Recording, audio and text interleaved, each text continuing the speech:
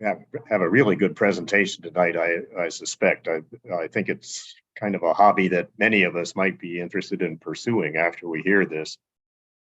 But tonight's meeting is sponsored by the Life Member Affinity Group in the Central Texas section, the Consultants Network in the Central Texas section, also the ComSoc SB Consumer Technology chapter, and the Computer and EMBS chapter in the Central Texas section, and then numerous life member groups around Region 5. I hope we have a few people tuning in here from out of town. Louis, I'll go ahead and keep talking, just to keep things simple. The Consultants Network at Central Texas is to promote, the development of members' careers through professional social networking. We need to get back to in-person meetings to enhance that goal. But it's mostly networking. The officers are Louis Basto, is on the call here. He's chair. Jody Everett is vice chair and treasurer. I'm the secretary. Kai is the program manager, and Sergio Lieberman is the member at large. We could use more volunteers in the Consultants Network. Just keep that in mind. And then the Life Member Group is, I'm chairman this year of that. Tom Grimm is vice chair. I'm also treasurer. Clyde is our secretary. You'll see he's our speaker in a second. Kai is the program manager for this group as well. John Purvis is a webmaster. Dennis Ferguson is here in the room.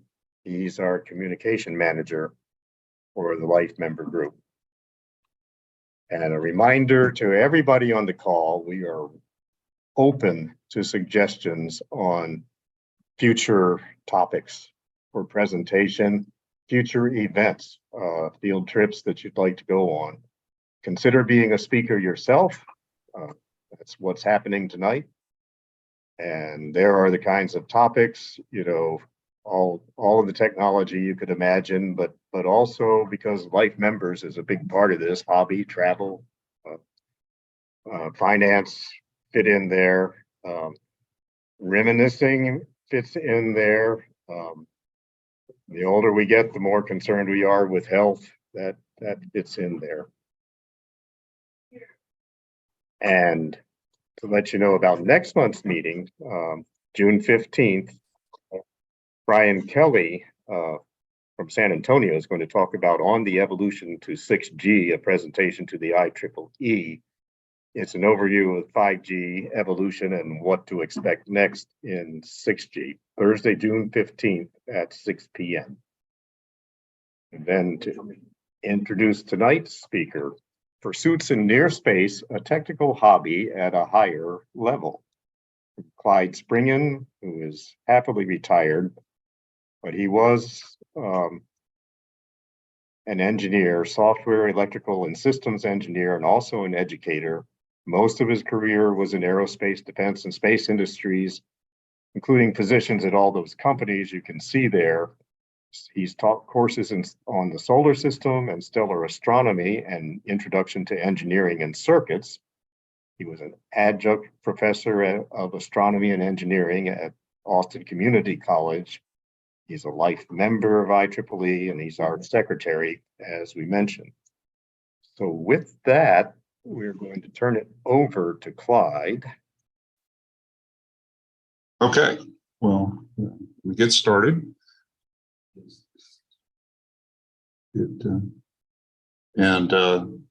Basically, I'm going to be talking about near space. I'll define what I'm going to cover in the next slide, but a lot of people have been pursuing the near space area as a technical hobby and leveraging the radio and modulation technologies and the lowering cost of all these things to pursue this as a hobby activity. And for those of you that have heard some of my previous talks, I've focused on big science quite a bit, and this talk will be different. I will be talking about things that for a modest amount of money that you can get involved in and pursue. And there's a lot of people that do that. A lot of these things having to do with space used to be done by governments, and specifically big governments like our own government. And that's no longer the case. Commercial entities are getting very active in space, as the news is full of most days. And even schools, amateurs, and certainly small private firms are all getting involved in doing things at various levels of difficulty. And the costs have come down dramatically. So we're talking hundreds of dollars in many cases instead of thousands, and certainly not the kind of thing that a Lockheed Martin or Boeing would be interested in. I had a marketing colleague that said he wouldn't even put a tie on for less than $1 million. And that was more than a decade ago. So, they're not interested in the small stuff, but those of us that have retired, like myself and many others, have very much been interested in it. And if you have a technical bent, and I can't imagine just about anybody listening in here that doesn't, then this can be a lot of fun, and really gives you a kind of a structured set of things to do and goals to achieve.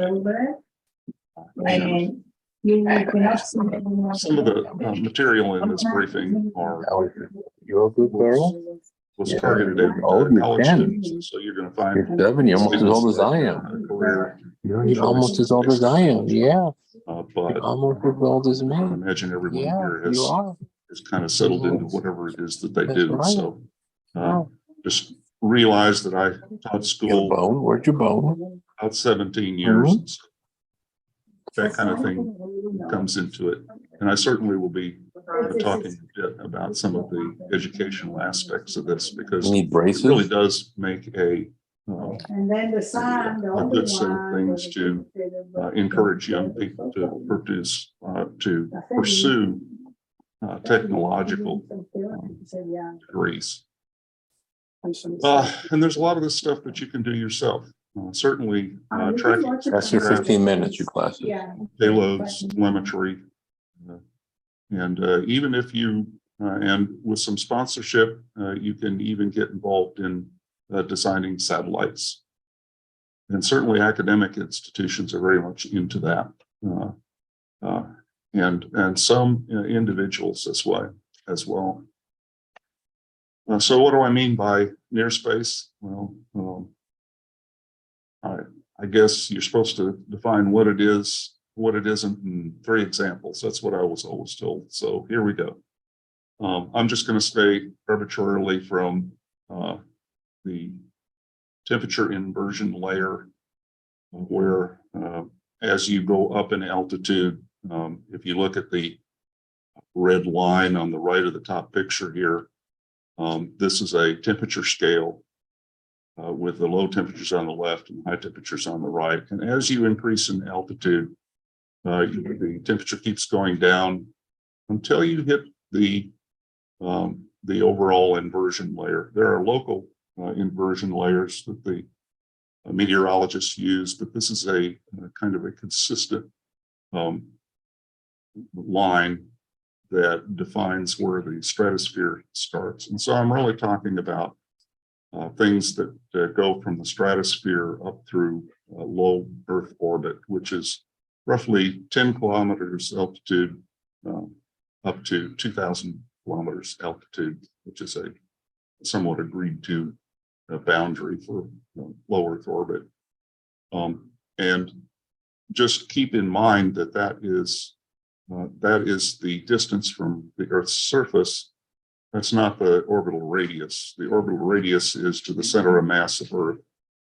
And so that, if you look at the WGS 84 standard, that's 6378 kilometers is the semi-major axis of the Earth. The Earth, of course, is an ellipse, which is an oblate spheroid, and it is smaller from pole to pole than it is to the using the equator as a reference. And so the equator bulges out, but that semi-major axis from the center of mass to the surface is 6378 according to the WGS 84 standard, and then 10 more kilometers makes it 6388. Similarly, adding the Earth's radius to the 2000, you get approximately 8,400 kilometers, although a few less than that. And this is the realm of high altitude balloons and low Earth satellites. And then what I'm not going to be really covering in this talk is I'm not going to talk about the geosynchronous, geostationary satellites or the cislunar things that are going on between the Earth and the Moon.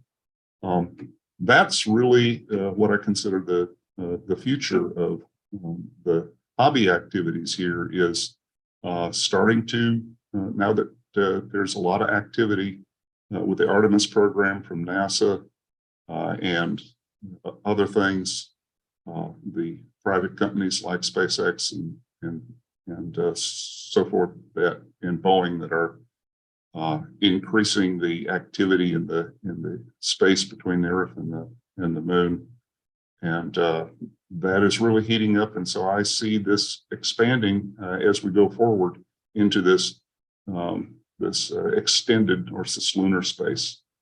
Many of the same things that we're using now can be used for that realm. It's just going to take some additional.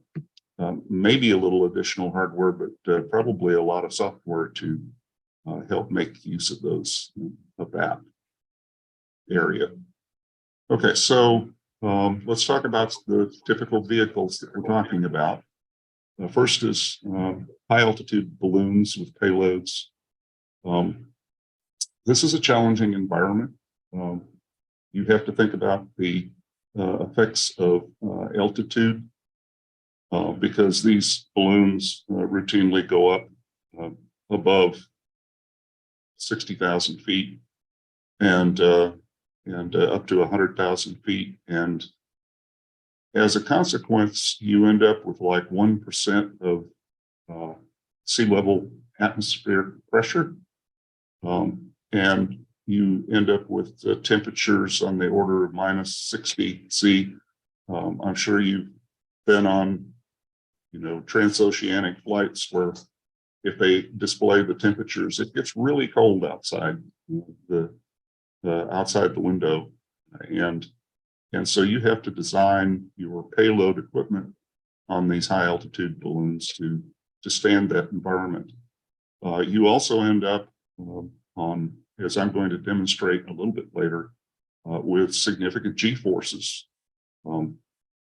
as these balloons get jerked around and both on launch, landing, and as they're operating, but mostly when there's a transition. And you also have to deal with the fact that you're going to have cosmic rays and radiation that normally doesn't penetrate the atmosphere when you get up to 100,000 feet. The cosmic rays and the X-rays and gamma rays are all things that are going to affect your payload, and so you have to test for those things on the ground before you put your payload up into this region. Telemetry, tracking, communications.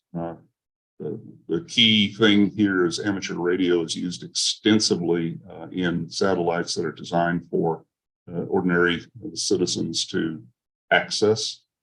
And And then, of course, there are the low Earth orbiting satellites in addition to the balloons.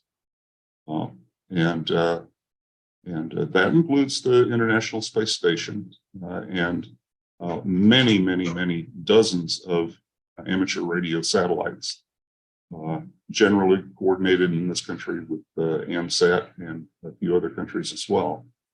And then I'm going to talk about CubeSats, which are pictured on the lower right there, where there is a modularization of satellite construction, which has helped to lower cost and allow ride sharing and piggybacking on missions that are still financed by large government organizations for the most part. Okay, so let's talk about just the simple technologies that you can make use of.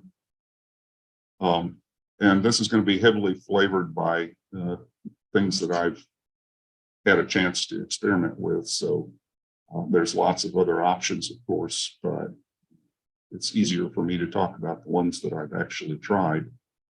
A lot of times, many of the satellites, the CubeSats, the amateur CubeSats, are done with FM modulation in 2 meters and 70 centimeters. As time goes on, the bands are going up. And so there's some activity at a gigahertz and even beyond, and that is increasing. So I expect that to change as we go forward, and some of that's already happening. But for now, there's a whole lot of satellites that you can communicate with just a simple handheld transceiver there that you see up in the upper right. That's the one that I happen to use. There are much more capable radios that are, example, that can be used. The ICOM 9700 is actually very good for doing satellite type of work because one key feature. Number one, it is a full duplex radio, meaning that it can receive and transmit at the same time. It cannot do that in the same band, but it can do cross-band full duplex. Okay, so you can transmit on one band and say 2 meters and receive on 70 centimeters at the same time, which allows you to listen to your own signal, which is very helpful when you're trying to communicate with satellites. The usual kinds of cables, connectors, miscellaneous things, laptop.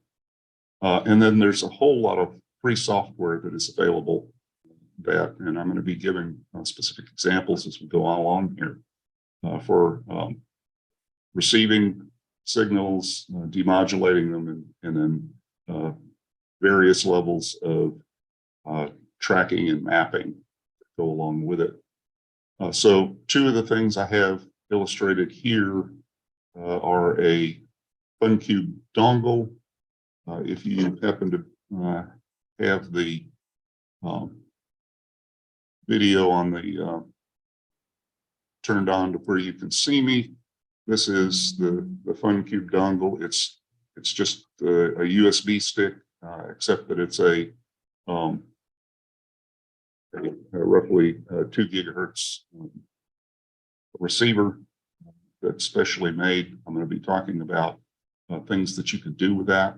I have three of those at various price ranges, all the way from very simple ones that might cost $25. I think this one is more like $200. But it's intended for a special use that I'll talk about. The antenna that you see on the left there is made by Arrow. It's a 2 meter, 70 centimeter antenna, 4-element Yagi on the 2 meter side, and then a 10-element Yagi on the 70 centimeter side. And it's got a duplexer that is built into the handle that you see on the left there, with the cable coming out of it, which allows it to support duplex operation. So let's see, I think this has to go. Okay, so one of the technologies that is used is APRS. That may be chopped off there at the top, depending on how this is coming through on your screen. This was developed by Bob Bavaringa, WB4 APR. He was a 20-year veteran of the Navy, got his bachelor's degree at Georgia Tech and his master's degree at the Naval Postgraduate School. And he developed the APRS protocol, which is used extensively for tracking purposes. There's a whole family of systems that basically squawk their location. They know their location by GPS or some other means, and they transmit that periodically. And in this particular case, using the X25 protocol, which is the a amateur version of the X25 protocol that is used extensively in prior decades for computer and telephone system communications. And Bob also did develop the small satellite program at the Naval Academy. Sadly, he has died this last year in February. So he's no longer with us, but is one of the developers of the key technologies that we're going to be using to do this kind of work. And this is an example of a flash up that I use sometimes. Basically, there's a software-defined radio in the upper right there, panel window. So there's really three pieces of software operating here. The SDR, which basically is going to be doing the receiving, and then it's going to be feeding the audio actually to a demodulator, which is called Dire Wolf. Strange name, but that is what implements the AX25 protocol and demodulates and decodes those messages that are being sent out by the moving targets that we're trying to track. And then there's a mapping system on the left window here, which is just showing a particular view of Austin and just a very few number of tracks that are available at this particular time that I took these screenshots. So that's one way that you can. So many people have vehicles that have these transmitters on them and squawk this protocol, and therefore you can track them. We're going to use this in a few slides here to track balloons. Okay, and there are different symbols for vehicles.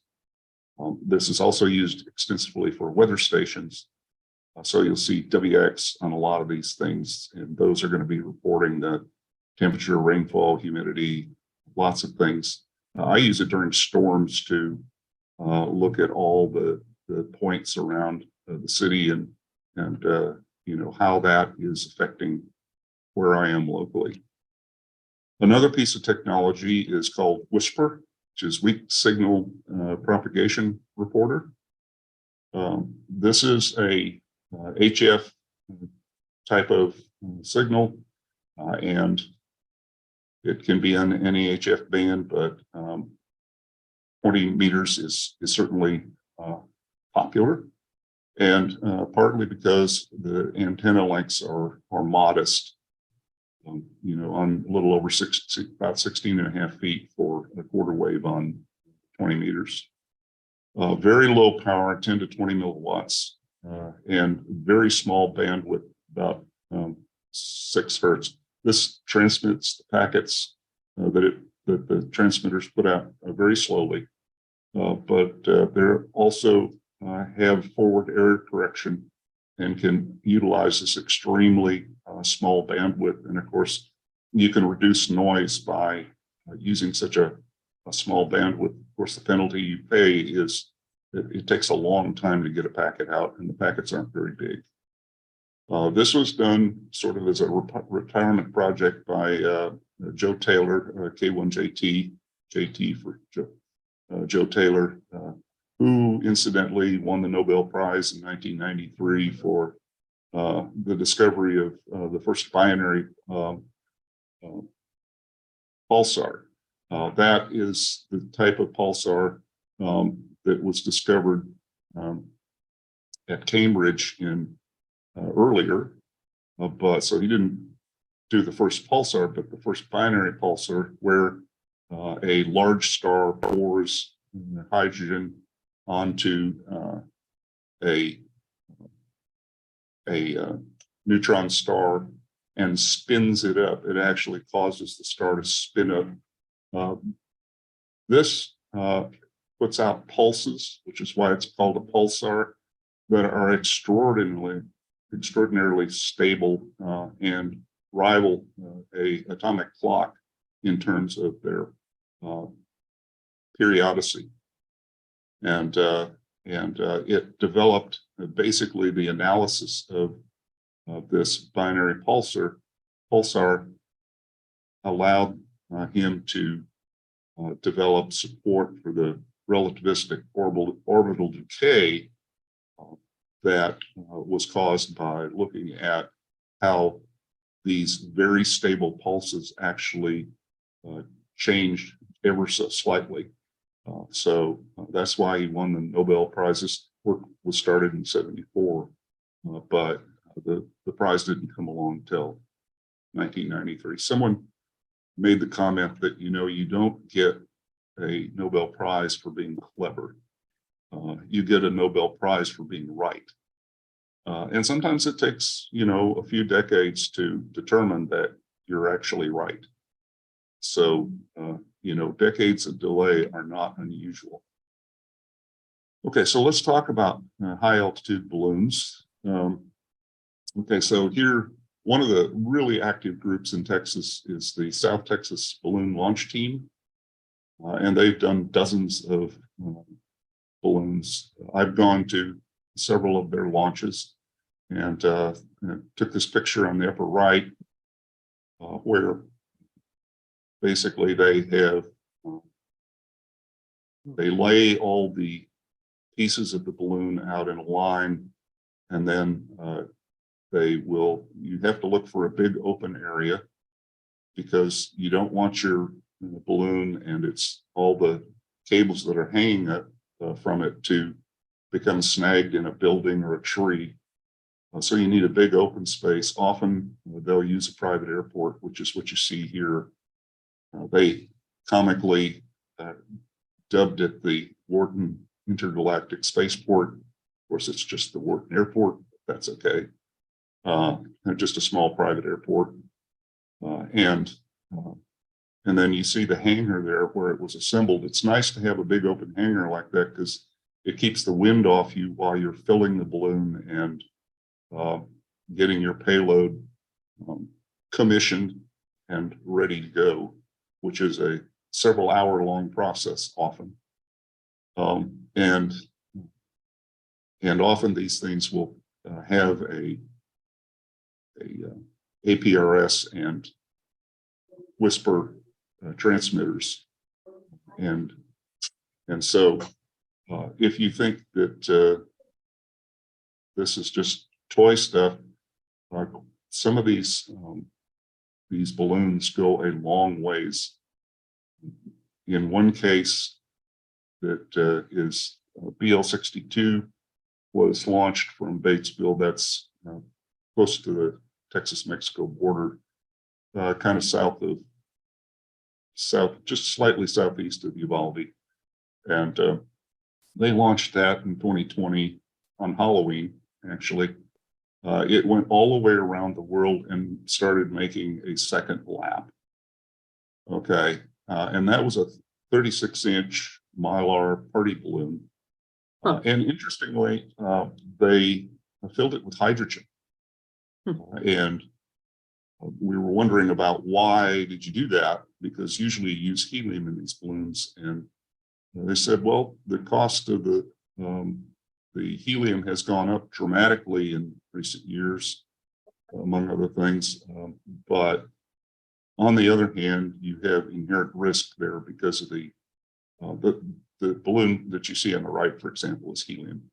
But this one that I'm talking about that went around the world more than once was actually done with hydrogen. It's a lighter gas, so you get more lift for volume. But on the other hand, you have significant risk from possible fire or explosion. So you need to be especially careful with it. Both gases are perfectly available because the welding industry makes use of both kinds of gas. So you can get gas. Some will warn against using the party industry that fills up party balloons with helium, because they're only about 80% helium as opposed to closer to 100% helium. And a welding supply or air compressed gas supply house is a better choice to get either hydrogen or helium. And so the pictures on the right in this slide, there was a group from UT Dallas that put this package together. This is some years ago. And so they, you notice, to deal with the temperature, they put it in a styrofoam case, which, didn't cost much, but it got the job done. And to further address the issue of how cold it gets up at altitude, they put hand warmers in there. Okay, so that was pretty cool, or warm as the case may be. And so that helped keep the electronics at a acceptable temperature, at least for a short flight. And so that's one example of a payload that you can do. You can do this with much less equipment now, because a little cottage industry has grown up around building boards, transmitters, microprocessors that are very small and very light. Other kinds of activities, of course, that you can do other than just balloons are communicating with the ISS. They have amateur radios on board. And if you are so inclined, and often university departments are, you can build instruments and build CubeSats. Of course, that gets into more money, as I'll talk about in a bit. And then testing, you have to handle the environmental factors that I brought up. And people get pretty creative about that, like drop testing things to simulate shock G-loads. And for example, putting your payload in a bell jar and pumping the air out to simulate the altitude. And then another technique that's used is to use dry ice to simulate the very cold conditions. So there are ways to do it that don't involve really big, expensive machinery. You're never going to get with the, school level or hobbyist level equipment, the kind of things that they do at Lockheed or Northrop Grumman. But on the other hand, you can do a lot more than nothing to make sure that this stuff is going to stand up to the environment. Okay, so here's something we did at ACC. We went down to the Houston Ham Fest, and watched a balloon launch here. This is the picture on the upper right is one of my students that is holding the antenna that I showed earlier. I put a piece of PVC pipe on there. If you hold that thing by the end, it can twist your wrist around pretty badly. And so I put a PVC pipe on there and clamped it on the antenna handle so that, and then the coax actually comes out the bottom of the PVC part. And you see me hunched over the seat there. And what I'm doing is I'm trying to stay out of the sun and get the software on the laptop to work. That seems to be a constant challenge. And so I'm getting that while my student is keeping it pointed at the balloon as best he can. And we took several of the faculty and students, and this guy in the orange here is our lab manager. And if you look here, he's holding a purple bag.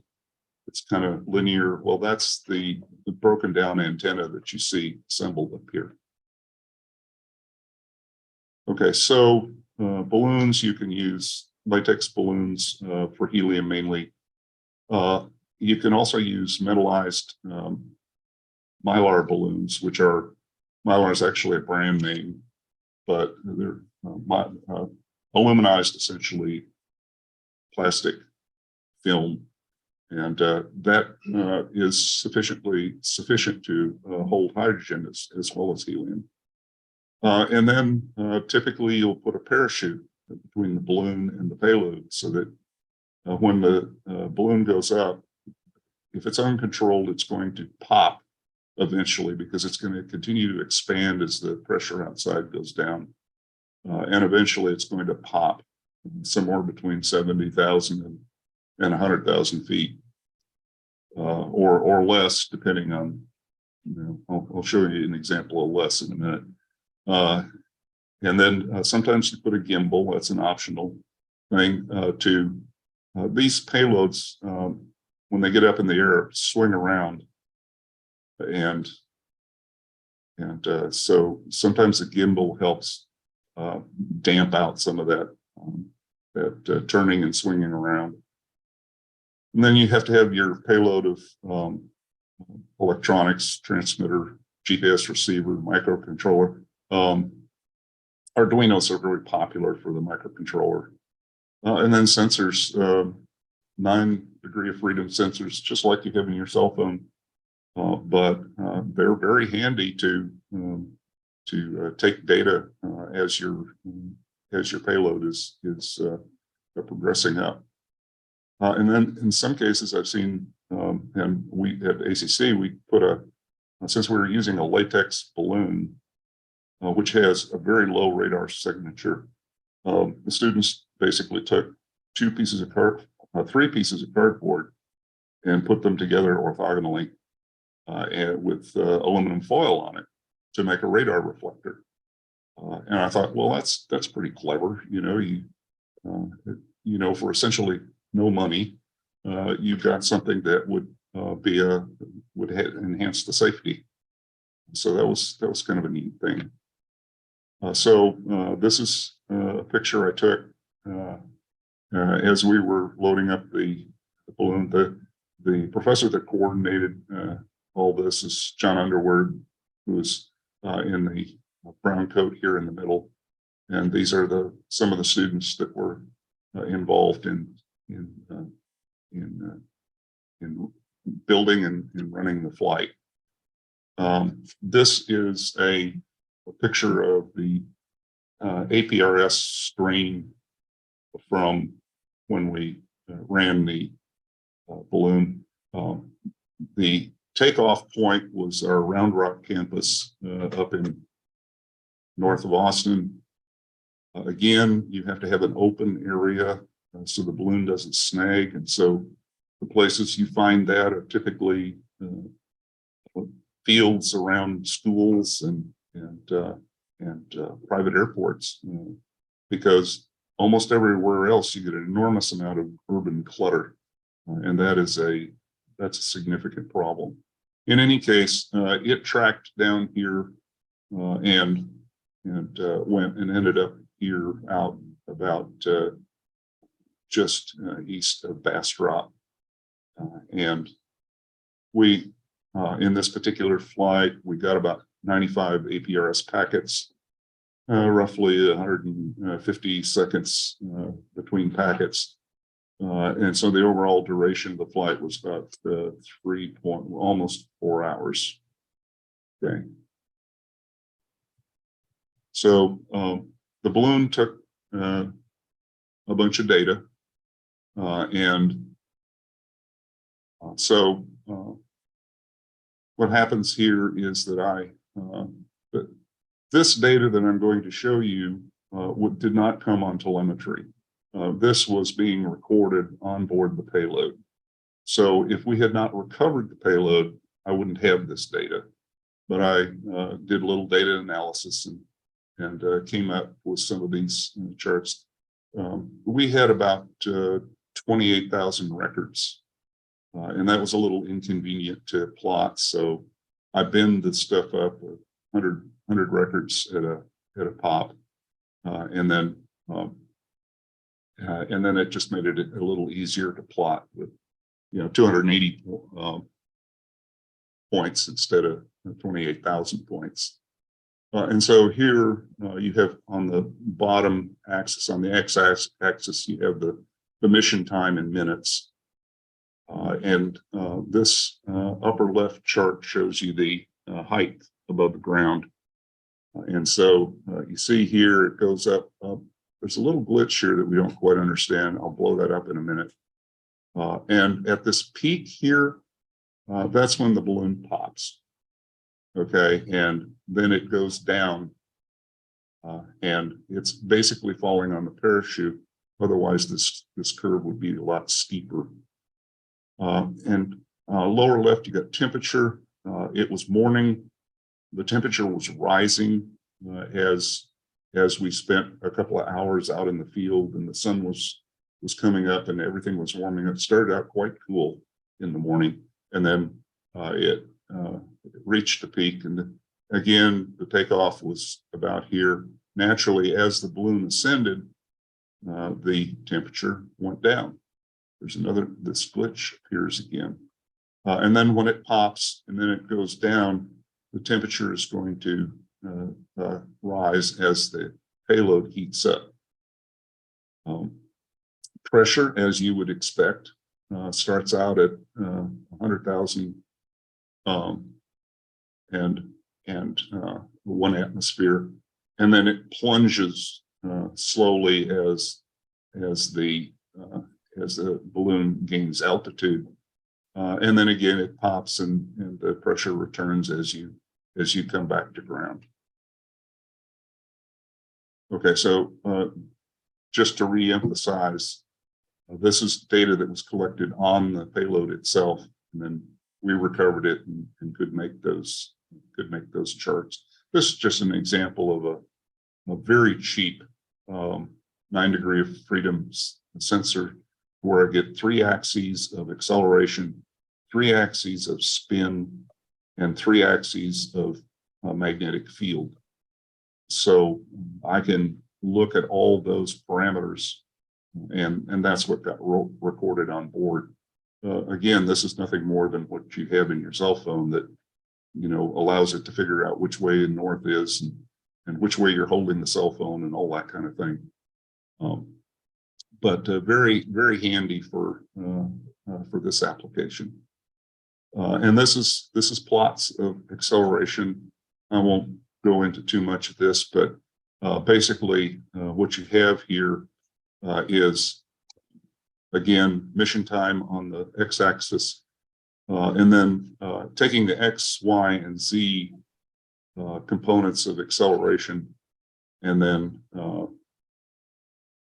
binning them and finding the average, which is in red, the high value, which is in blue, and the low value in green. You see the mission where it's on the ground being jostled around. And so you see some spikes there in terms of the vertical here, which is the G-force. And then you get the takeoffs, and that's a little bumpy. And then you ascend, and then when the balloon pops, you get a big spike here, and it drops down. And this flat area here is when the balloon is hanging in a tree somewhere east of Bastrop. Okay, and you can see where they find it, right here. I bet you they're poking at it. I wasn't on the recovery team, so I don't know what they're doing. I'm just reading the graph, okay? And so they're poking at it, and then they get it down to the tree. I don't know, they were probably pulling it down. Anyway, that's the highest G-forces on the whole mission is recovering the payload. Anyway, this stuff's fun. I'm just saying. Okay. This is where I turned the binning off and just plotted some of the data. This is like from the lower left curve here is going from like 16,000 meters up to 17,000 meters. And you see, here's that glitch that we don't quite understand. I suspect it was an air pocket, and it just descended about 200 meters. And this is really just the peak of the curve, and up on the the peak here is where the balloon popped. And so you see the magnetic field here gets things, and you see a lot of choppiness in here as the mission goes on. And but again, and if you put a camera on one of these things, you see it spinning around and bouncing around, and it's you need to kind of put your seatbelt on when you're watching it, because it can be disorienting. And this is the gyros. Okay, so you're getting the 3 axes here of the thing, and you get the same kind of profile on the data, where the thing is spinning around while it's in motion, and to some extent when it's being recovered, and when it's being prepped up on the left here. So anyway, magnetic horizon, you get, and so this shows essentially the direction that the payload is pointing, and it's got the same profile, and this is also the max, average, and min in each bin. So this is binned data, and of course, I'm putting a lot of caveats on here. Assumed units. This is a student project, and so let's say the documentation was less than spectacular. So I had to kind of do a engineering judgment guess of what a lot of the units of measure are. I want to, at various times here, I'll throw in kind of what some of the professionals are doing at the same, just to show the difference in scale between our little amateur stuff and real balloons. Okay.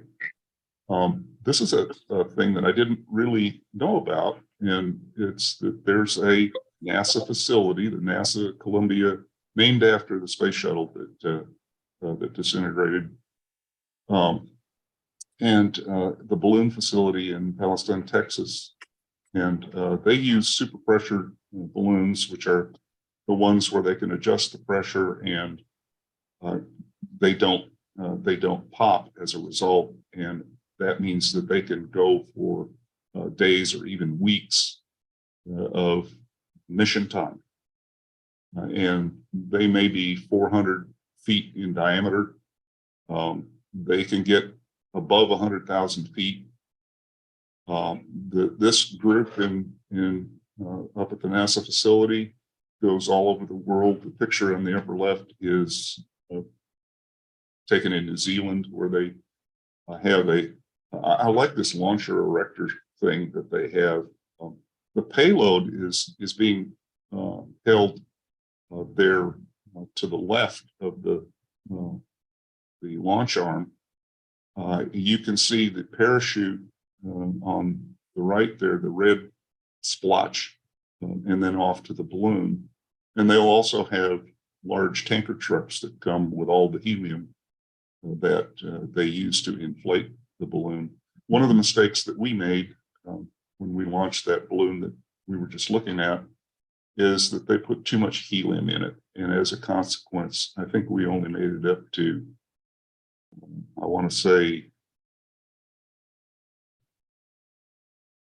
forget what whatever 17 kilometers is. And as a consequence, which is still way above where normal commercial aircraft are at 10 or 11 kilometers up. So it certainly went up high, but it could have gone higher if we hadn't overfilled with helium. The picture on the bottom here is McMurdo Station there in Antarctica. And so they take them down there, and because of the air currents around Antarctica, it literally circulates around the continent.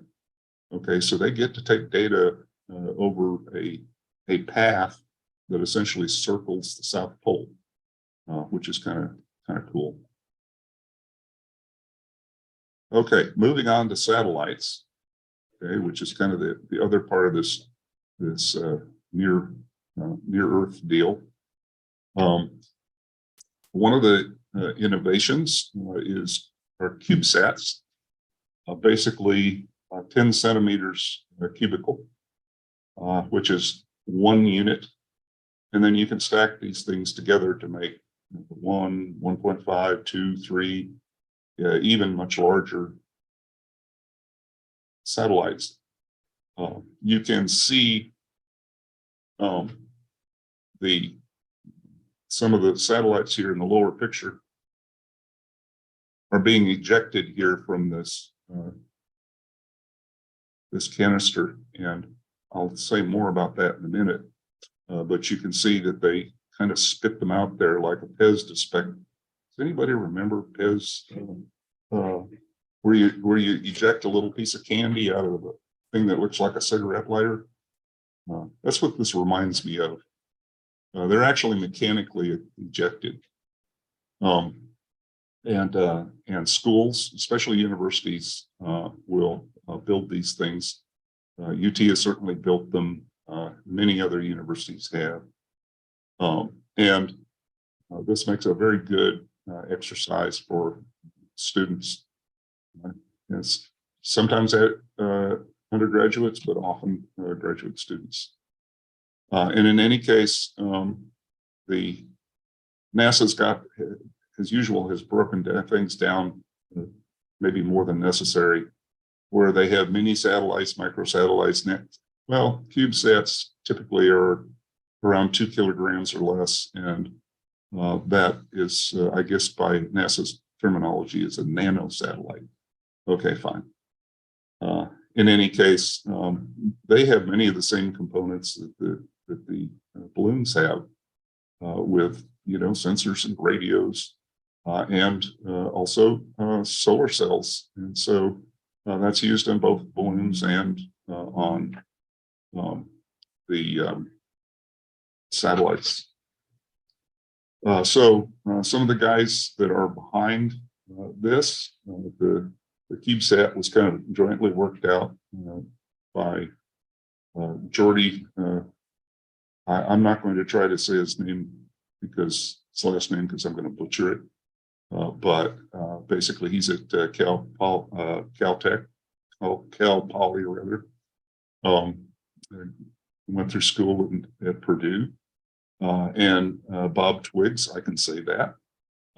Morehead State University, Kentucky, is where he is a professor, but he started the Stanford University Space Systems Development Lab, and so these are the two guys that were behind coming up with this 10 centimeter increment. It reminds me of this 1 unit, 2 unit, 3 unit thing. Reminds me of a 19-inch rack, and we had you had 1, 2, and 3 height panels that you'd put in it, right? Same idea. It made for a standard that people could build parts for, and was really helpful in developing the technology. So more about the Pez dispenser. The CubeSats, this is one of them. There are others, but NanoRacks is a company that builds these deployers. Okay, well, the little diagram on the upper left of the right-hand panel here is essentially a place where you can put 4 of these CubeSats in, and then they stack these things together for a piece, so you get 16 cube or 16 U units, and then this diagram on the right, just to the right of that, is the airlock.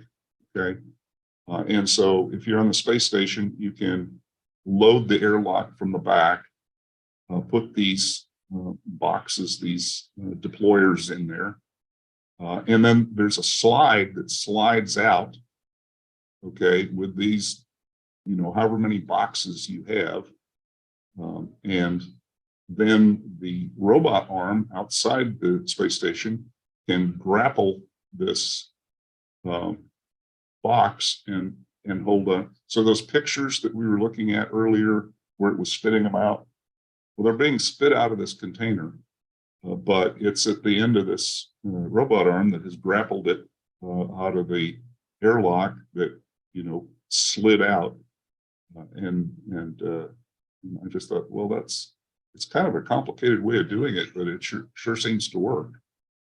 In any case, I happened to find the 52-page spec that said all the things you have to do to build your CubeSat so that it doesn't gum up the works. And they're very sensitive about this box here and how the CubeSats fit in there, because I have to fold up the solar panels and the antennas and whatever else might be coming out of that box, so that they don't jam in here and potentially cause a problem where they can't deploy the ones that are behind it in the queue. So they had literally 52 pages of requirements and tests and sign-offs that you had to have. And the interesting thing from an organizational point of view is that the NanoRacks company basically got all that paperwork in order for all the CubeSats that were going to be launched to meet all the NASA safety regulations and so forth. And so they sort of coordinated everything that was going to go into their box, and then so that they could present a complete package to NASA, and they'll work with whoever's developing the satellites. And I imagine if it's universities, there are going to be some amount of back and forth on that, because they tend to not be real process oriented in academic labs, in my experience.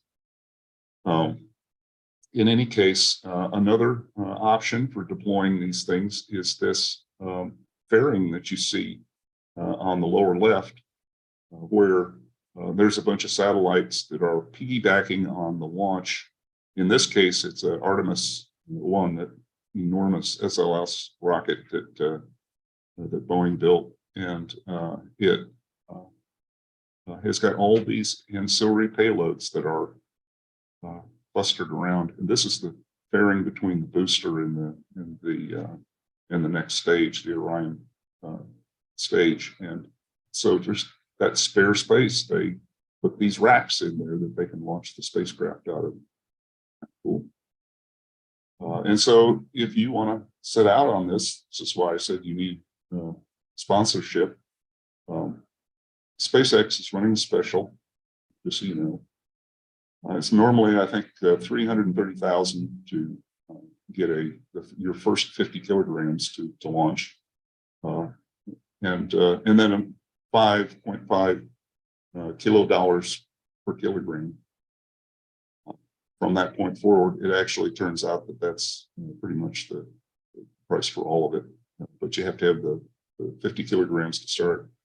You know, jacks are better to open. Anyway, launch every 4 months or so. Everything I looked at that's available, you can just go online and you can line up your launch period. So if you want to do this, go for it. In any case, I'd suggest getting some sponsorship, some sort. They say that they're going to do other things. SSO is sun synchronous orbit, but I noticed that all the slots that were available were SSO orbit slots, and so you can they even claim they're going to do translunar injection, but you may have to. That may be a very special service. In any case, another company, and this is much like the NanoRacks story that I told, they have a deployer as well. It's more of a polygon and looks like a scissors jack with essentially each face of the polygon. This scissors jack that causes the payload to be, you know, ejected again mechanically. And they make use of Falcons, of course. SpaceX is really dominating things right now, but they used to use Soyuz rockets, and I think there was 1 or 2 Electron rockets that they have also coordinated the deployment of small satellites. All this is what NASA terms small sats. Okay, another way to get involved is through the amateur radio on the International Space Station, or ARISS. And there are multiple radios. They've recently put some replacement radios up there from the original ones. And many of the astronauts, sometimes as many as half of them, will have amateur licenses. And they will schedule time. In particular, they schedule time for schools, especially elementary schools, middle schools, but sometimes high schools and community colleges as well, to have a, you know, sort of an assembly at school, and then they get to ask questions from the astronaut, and then they talk to them over amateur radio. Some hams get involved in setting up the radio equipment and the antennas and the pointing apparatus to get them to get set up. And NASA's got requirements for, you know, you have to have 2 sets of radios and antennas, so that if something goes wrong, you can switch over to the other and not waste the astronaut's time and that kind of thing. But they also have repeaters, digital repeaters. They also do slow scan TV. So, you know, that's another option where the astronaut doesn't necessarily have to be involved in those activities. You can simply bounce your signals or get your signals repeated off the space station.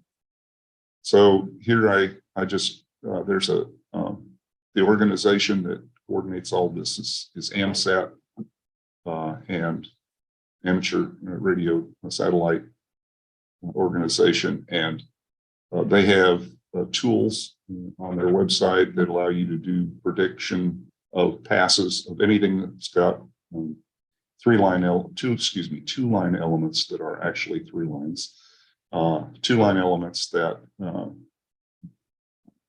if you run those through the appropriate algorithms, you can do the prediction of passes. Here, the column that says AOS is the acquisition of signal, UTC time, the duration of it, and then they give you the elevations. You like to get as much elevation as you can when you're, because it just makes it easier to point the antennas. A lot of times the pass is 10 minutes from horizon to horizon. If you get more than 5 minutes of actual communication time, you're doing good. And so, because when it gets close to the ground, when it gets close to the horizon, which is the ground, I guess, then you're going to get ground clutter. You're going to get difficulties that are going to make it, it's further away for one thing, and you're going to get more Doppler shift, which means that you're going to have more difficulties in acquiring and maintaining the signal. This is another thing that shows the status. This is only showing you a chunk of this chart. There are many more satellites than this that are available. And this is kind of a volunteer thing where when you hear a satellite or you work a satellite, in other words, you establish a communication through a repeater, you can tell, you can send in your report and it'll appear in this chart. So this is there were 3 reports here. It read that meant they were listening for the signal, didn't get it. The blues is that they saw the transponder or the repeater active on the satellite. I'll talk more about AO73 here, and of course I'm talking about the ISS, which is data and FM repeater on the last two rows here. And so anyway, this is how you can see which ones are active and which ones seem to be working, because those may be what you want to focus on when you're trying to communicate with them.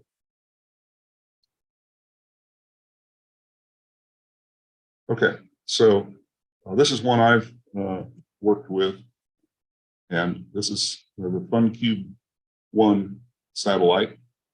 This is done by a UK organization, volunteer organization, and it's tailored specifically for education, which is why I was using it.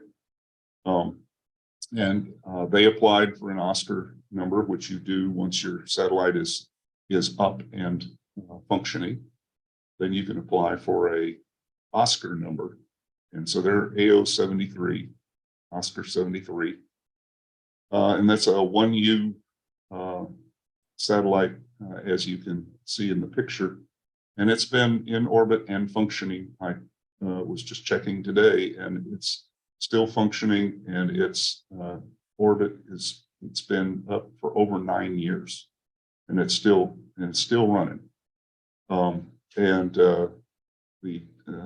The downlink is 145.935 megahertz, so 2 meter band, and its binary phase shift keying is the modulation on the telemetry, and it's a pretty high orbit. It's at 600 kilometers orbital height. The space station is only 400 some.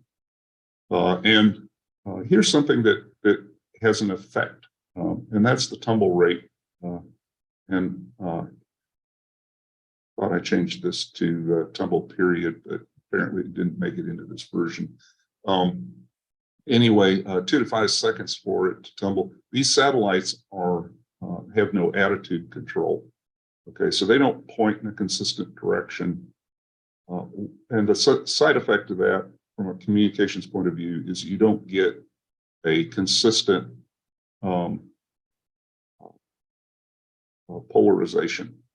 Okay, so your polarization is going to be varying, and because these satellites are tumbling, that in addition to Faraday rotation as you go through the atmosphere, so that's one of the reasons that it is preferable to use circular polarization as opposed to trying to figure out what the horizontal or vertical is going to mean in space, which is a problem to begin with. In any case, there's some ways to address this that I'll show you in a minute.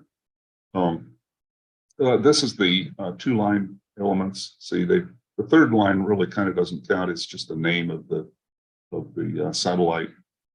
You can go to a website called Celestrak that will provide you these orbital elements, and as a consequence, you take this and you can feed it to a program that will spit out those past predictions, for example. This data is maintained by NORAD and among others. And so you can get this data very easily on the net. Okay, so here's where I made use of this. This is the South Austin campus of ACC in the upper right there from satellite view. I've circled the parking garage, and that turned out to be very helpful. I called up the campus manager and said, hey, I want to take my class up to the top of the parking garage, and we're going to do a satellite pass. And he was quite agreeable and helpful, and actually got security to keep cars from going to the top level. Nobody wanted to go to the top level anyway, only those that were really concerned about getting a dent. And so they wanted to be on the lower levels anyway, so it wasn't that big a deal, but he did block it off for us. So we went up there. The big advantage of being on top of a parking garage is you're up 30 feet. Your feet are at 30 feet above the ground, and you're above all the trees and this is an very urban area. So you're above the buildings, you're above the trees, and you've got a nice, clear, for the most part, clear view of the horizon. Now that's not going to work downtown, but certainly there out in the kind of the suburbs in South Austin, it really helped. In any case, we used the FunCube. In addition to building the satellite, they built one of these USB. You can see my image. One of these USB stick radio receivers that is paired with an SDR and some presentation software and some telemetry code software. And then we use that same Yagi antenna that I showed you earlier and a laptop to run the software. Yeah, okay. So here is a picture of the telemetry display from the FunCube console software. And it's giving you things like temperatures. So it's giving you temperatures. It's telling you that the antennas are deployed, the status of the power supplies, the current that's being drawn from the power supplies, the battery levels. It's showing you that on my screen, it's do this. It's showing you the X, Y, and Z panels, the faces, and it's showing you how much voltage you have on each of the solar panels. Since this thing is tumbling, it doesn't have any attitude control. They typically will put solar panels on all 6 faces of the cube. So it doesn't matter which direction you're pointing, you're going to get some power. And as it comes, but this is something that comes down in the telemetry. And then there's other things that you can get to depending on what tabs you select. And this really helped. And so I had one student that was aiming the antenna at the sky. Another student was calling out the time marks, and then to adjust where he was pointing. We knew what point on the horizon that it was going to, the satellite was going to ascend, and then what it was going to descend. And then you could give them roles to play as we were watching this pass. Great educational thing. It was fun, and with a little work, it's pretty straightforward. Okay, so who builds these things? Lots of people. UT Austin has the Texas Spacecraft Laboratory. I know they've launched at least a couple and several more that I don't think I've had the chance to research. But many other universities and colleges have built these CubeSats, and they get some, and they have access to grants from there is something called the Space Consortium in each of the 52 states. What 52 states? No, there's only 50 states. Well, actually, Guam and Puerto Rico also have a space grant consortium. So each state gets to allocate out some money to their educational institutions. And I actually got one of those grants to help make this some of this possible. And so, you know, it gets the students excited about taking STEM courses and doing space-oriented projects.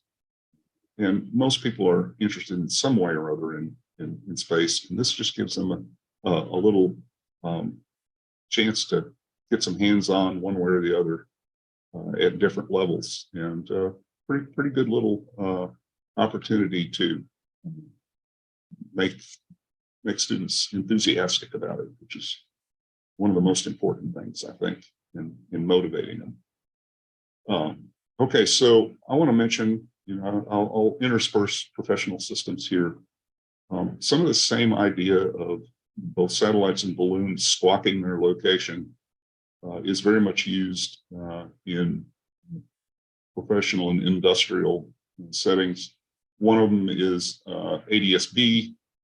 Another one is AIS, which is the ships, keeping track of ships. ADS-B, you may have used Flight Aware. This is volunteers can get radios. They can either buy them, or if you're in a place that doesn't have very good coverage, Flight Aware will actually provide you a receiver and some software so that you can feed their global databases. And I do mean global. And so they can then present displays like you see here. I'm sure you're all familiar with that. But the catch is with this, this is delayed because all these reports are coming in from receivers all over the place. And there's a significant delay by the time they sort out all the duplicates from these thousands of radios and get them in the database and then serve them back to you. There can be significant delays.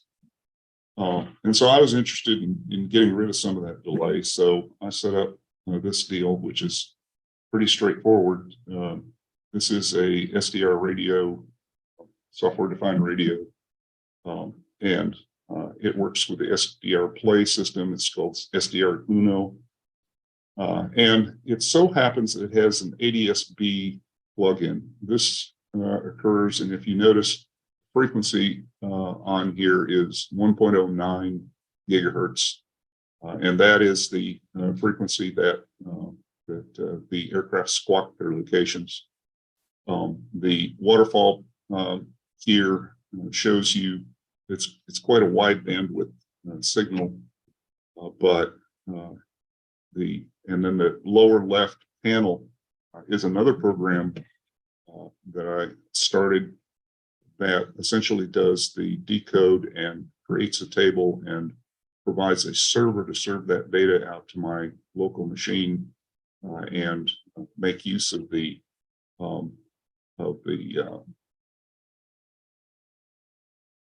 data.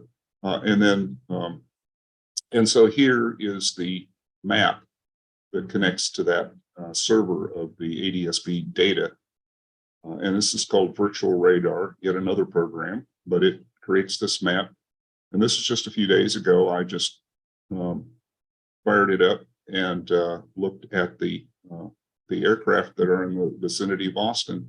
I can see as far as Waco, the western side of Houston, down to San Antonio. I can see stuff in San Antonio. Sometimes there's not any on this picture, but sometimes I can see out there.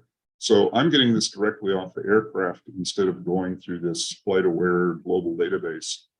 And so I saw aircraft coming in from the east, and they're plotting them out here by, east of Bastrop and even further east Well, when I got the, when I did this directly off the aircraft, I could see that they had already turned for the runway. And yet, if you look at Flight Aware, they were still way out in East Texas somewhere. And so that's the advantage of doing this. Of course, you only get the scope of what you can get directly, which is dependent on the altitude of the aircraft. If they get low enough, you're going to lose the squawks, and therefore you're going to lose the track. And also, when you see things like police helicopters and things which squawk on the same thing, you'll see them doing all kinds of crazy patterns as they're searching around looking for something, instead of a nice straight line where a commercial aircraft is just going from place to place. This is fun stuff. And this is all available. You just have to figure out how to configure it and get it loaded up. Okay, here's another professional system. This is AIS, Automatic Identification System. All commercial shipping has to have these.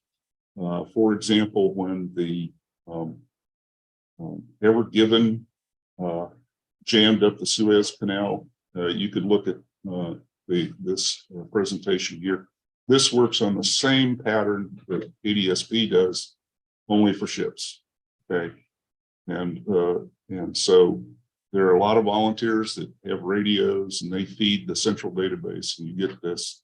So kind of on my maybe list of things to do is to see if I could. We're not very close to the coast, so we don't get a whole lot of boat traffic up here. But maybe we could get a few signals in. It would be more fun if you were living close to the coast to do this kind of thing, like I did with the ADSB. In any case, this is up in the marine band, 160 megahertz. Okay, so here's a future idea that I'm thinking about, and that is, darn it, my wife's in the audience. Need to be confessing this. Future project idea is to have a system here. One of my other expensive hobbies is astronomy, of course, and so I've got a pretty decent mount that's in the lower center there, which can take up to like a 20 kilogram payload.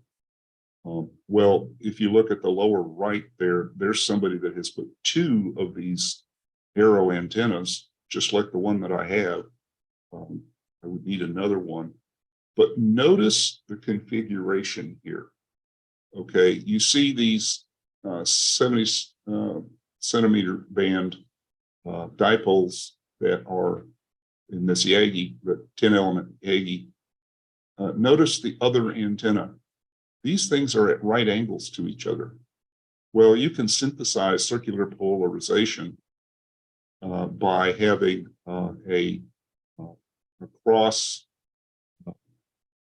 crossing your antenna elements and then phasing the signals. And so you can simulate the curly Q type circular polarization. And as you recall, I mentioned that the satellites are tumbling off them since they have no attitude control. Well, this will make your signal perhaps less susceptible to fading.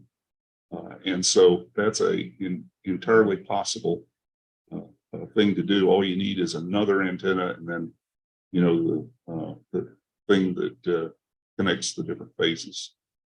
Another thing to notice about this is that the 2 meter dipoles here, the Yagi dipoles, are often used for uplink, because my little radio, even my little handheld radio, will put 5 watts out. Well, the satellites typically have like 1/3 of a watt output. Maybe if you get a really powerful one, it's 1/2 a watt.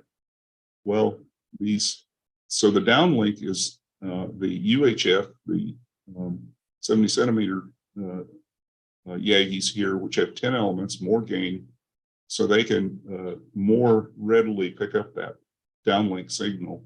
Whereas I can pump more power into this 4-element YAGI that is the uplink. And as a consequence, this makes a pretty good thing. And the advantage of there's using this mount with a piece of software that someone has created, an amateur has created, which is called SkyTrack. And it can take the 2-line elements that I showed you earlier, and then it can it can do the conversion of the coordinate system such that it can instruct this mount to follow the track of the antenna. And the other thing you have to do besides just tracking the antenna is you have to adjust for the Doppler shift as the satellite comes across the horizon. That's going to be traveling as fast with respect to you. As it's going overhead, if it went through the zenith overhead, then it's in essence no Doppler shift because you're relative, there's no motion. And then as you go back to the horizon, then you get a Doppler shift negative as it's going away from you. And you have to adjust this. The way I do it with the satellites is I have memory, the radio has memory locations that's got a frequency. And so I just say, okay, what's the Doppler shift in the horizon? What's the Doppler shift as it's approaching me? What's the Doppler shift when it's overhead and so forth? And then switch memory channels as I track it across the sky. All this is happening within 10 minutes. And so it takes a little practice to how to do all this in a timely fashion. And so I'm real interested in automating as much of it as possible. Anyway, this is a future idea. And this is pretty much all I had to say. Here are a whole bunch of resources that you're interested in this thing and you wanted to follow up on any of this. This is a pretty good starting list. There's many more worthwhile sites, of course, but as I was putting this briefing together, I kind of kept track of what seemed like some of the good sites were. And so I'll leave it at that. And that's what I have to say. So, Right. okay. Any questions in the audience? So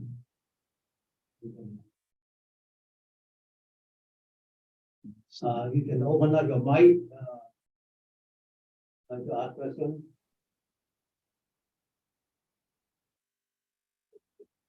no questions. Everything was totally clear. So this Excellent. is Glenn W. Can you hear me? WB4KTF. Can you hear me? Mute everybody. I mute everybody. Oh, I'm sorry. All right. Hello. Thank you, Clive, for a great presentation, although I don't understand most of it. But sounds great. I like the food part and also some of the other FDR. So all the audience, any questions, please ask. And I mute most of you. Please open up the mic and ask questions.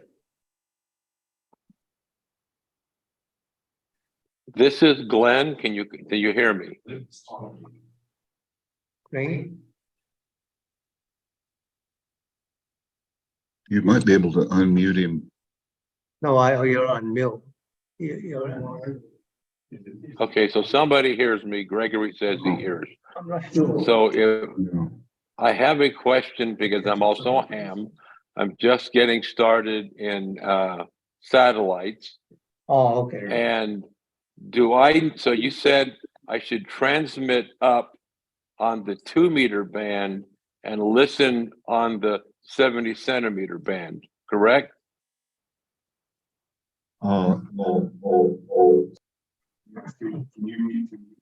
Yes, I mute myself.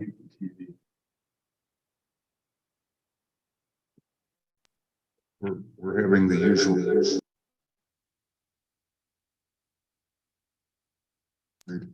This is half duplex. Yes, that is correct.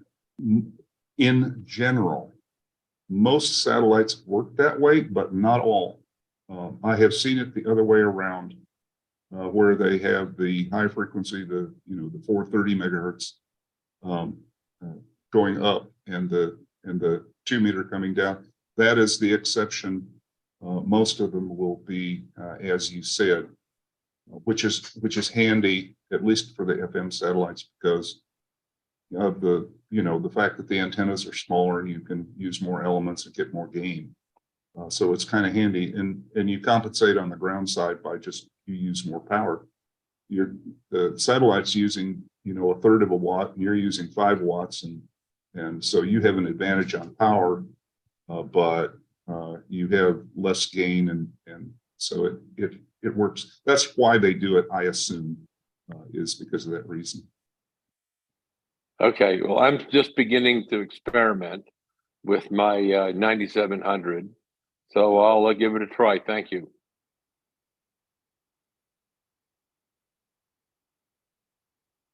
Clyde. Stan here. Hi, Hey, Stan. Are you familiar with PC 104? The single board computer spec? Yes, I have run. Is that the rugged Yes, yes. form factor? It is indeed. Can you opine on the relationship between PC 104 and the CubeSat spec? It sounds like something. Yeah, could you mute that? Thank you. It sounds like something that would be really handy to support one of these. I've often thought that a lot of cases, especially for the balloon stuff, that it would be really handy to have a kind of a standardized form factor that you could build these things up. AMSAT actually has built a stack of boards that that you can use as a starting point to build your balloon payload. I'm not as familiar with. I really haven't been involved in building the satellite, so I'm not as familiar with what standards may exist there. But it sounds like that would be a potential, a valuable way to do it, just to standardize, and so that vendors can start building products and you can just kind of plug them together and integrate them. Would be big help. Yeah, it's a good suggestion. And one more question. That 52-page spec that you referenced, would that even be worthwhile to consider as an informing spec for building balloon payloads?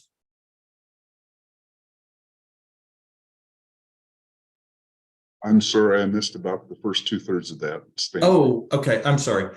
The 52-page CubeSat spec, would that even be worthwhile to look at for building balloon payloads?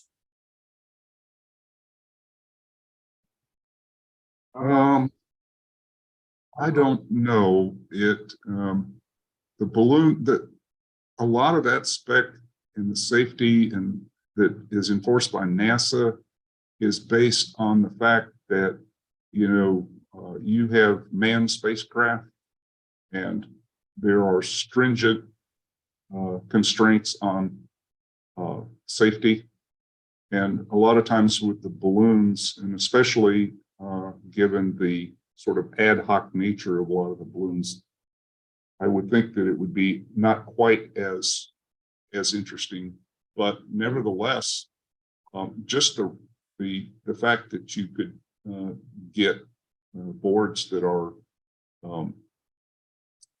available.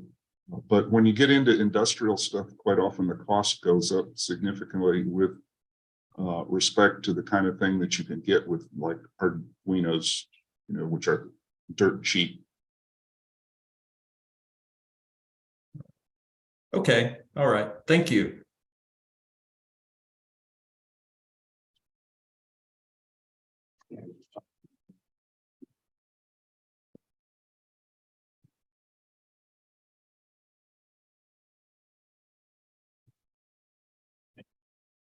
Okay, so it's done.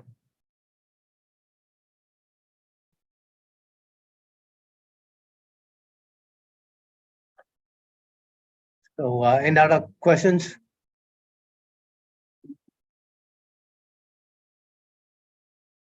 And this presentation will be posted.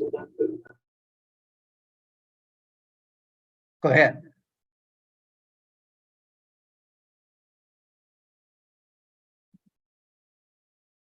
I didn't see anybody.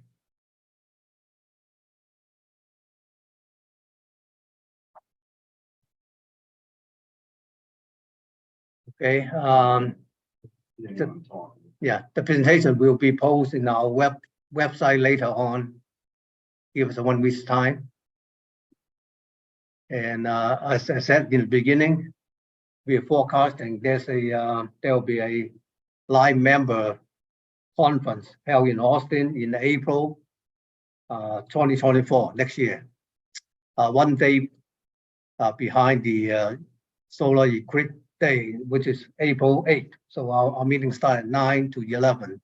So we'll send out the official information later to you later on. So any other question? If not, let's try give a good hand.